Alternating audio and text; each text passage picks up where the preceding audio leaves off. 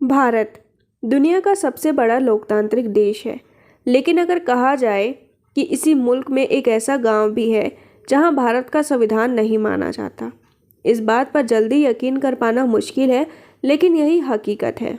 हिमाचल प्रदेश का एक गांव ऐसा भी है जहां के लोग भारत के संविधान को ना मानकर अपनी हजारों साल पुरानी परंपरा को मानते हैं। पहाड़ियों से घिरे हिमाचल प्रदेश के कुल्लू जिले में है ये छोटा सा गांव मलाणा। कहा जाता है कि दुनिया को सबसे पहले लोकतंत्र यहीं से मिला था। तो आइए जानते हैं अनोखी परंपरा वाले इस गांव के बारे में। नमस्कार दोस्तों, स्वागत है आपका सरल हिस्ट्री चैनल के एक और नए वीडियो में। वीडियो पसंद आए तो इसको लाइक और शेयर जरूर करना, और जिन्होंने चैनल को सब्सक्राइब नहीं किया है वो फटाफट से चैनल को सब्सक्राइब करके ऑल नोटिफिकेशन बेल को भी जरूर चालू कर लें। हिमालय की चोटियों के बीच स्थित मलाणा गांव चारों तरफ से गहरी खाइयों और बर्फीले पहाड़ों से घिरा है। करीब 1700 लोगों की आबादी वाला यह गांव सैलानियों के बीच खूब मशहूर है।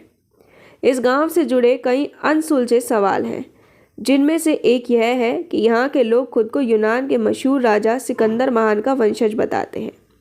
ऐसा माना जाता है कि जब सिकंदर ने हिंदुस्तान पर हमला किया था तो उसके कुछ सैनिकों ने मलाणा गांव में ही पनाह ली थी और फिर वो यहीं के होकर रह गए। यहाँ के बाशिंदे सिकंदर के उन्हीं सैनिकों के वंशज कहलाते हैं। हालांकि यह अभी तक पूरी तरह साबित नहीं हुआ है। यहाँ के रहने वाले बुजुर्ग बाहरी लोगों से हाथ मिलाने और छूने से भी परहेज करते हैं। अगर आप यहाँ की दुकान से कुछ सामान खरीदेंगे तो दुकानदार आपके हाथ में देने की बजाय वहीं पर रख देगा, और साथ ही जब पैसे देने की बारी आएगी तो वो पैसे हाथ से लेने की बजाय उसे रख देने को कहता है। इस गांव में अगर किसी बाहरी व्यक्ति ने किसी चीज़ को हाथ लगाया तो उसे जुर्माना देना पड़ता है। जुर्माने की रकम 1000 रुपये से लेकर 2000 रुपये या उससे भी ज़्यादा हो सकती है। यहाँ तक कि बाहरी लोगों को इस गांव में मकान, दुकान या किसी स्थानीय निवासी को भी छूने की मनाही है। इस गांव के अपने खुद के ही नियम हैं और खुद के 2 सदन भी हैं, एक छोटा सदन और एक बड़ा सदन। बड़े सदन में कुल 11 सदस्य होते हैं। सदन में हर तरह के मामलों को निपटा दिया जाता है। यहाँ फैसले देवनीति के होते हैं।